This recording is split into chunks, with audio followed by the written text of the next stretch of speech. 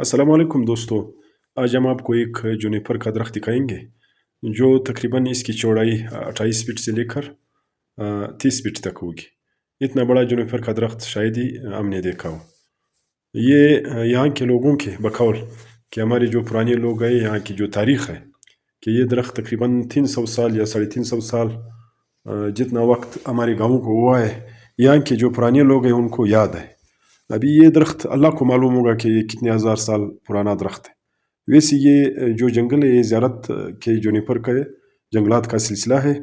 ये ऐसा तारीख़ में बताया जा रहा है कि ये तूफ़ान के बाद ये जंगल यहाँ पर अल्लाह ने इसको पैदा किया था।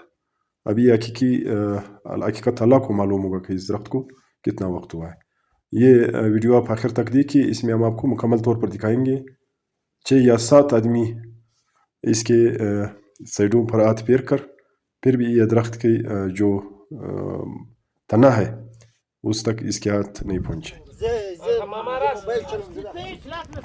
अस्सलाम वालेकुम मलګرو، دا یو په 100 کالو غټه درخته ده. اوس یې ګورو چې دا څو کسانو لاس پر راګرځي. دا درخته ګورو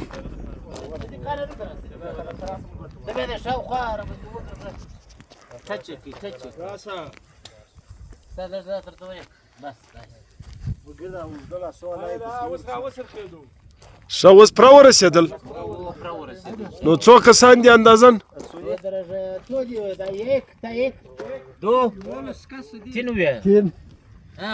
چار 5 6 شپږ کسان دي. د شپږو کسانو ګوالاس پر راوڅرخېدی.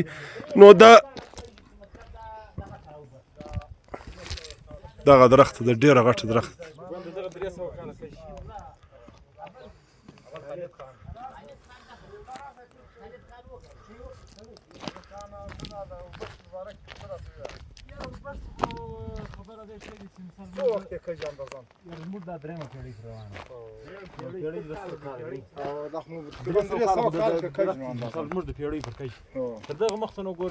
درې سوه ګوا د سپینجرو په یاد ته اندازاً.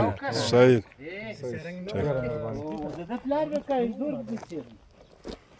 کاکا پر دا درخت څو کسانو راوګرځېدل؟ 6 کسانو لاس سره ورکړی، مټکې سره ورسېدل. 6 کسانو. دا خلک د دې ځای نو چې اندازه ولګه یو سړی لاس وغځي دا څو راځي؟ تقریبا 4 فوټو خو راځي.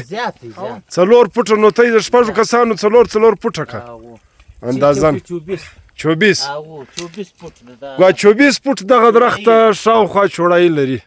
ماشاءالله.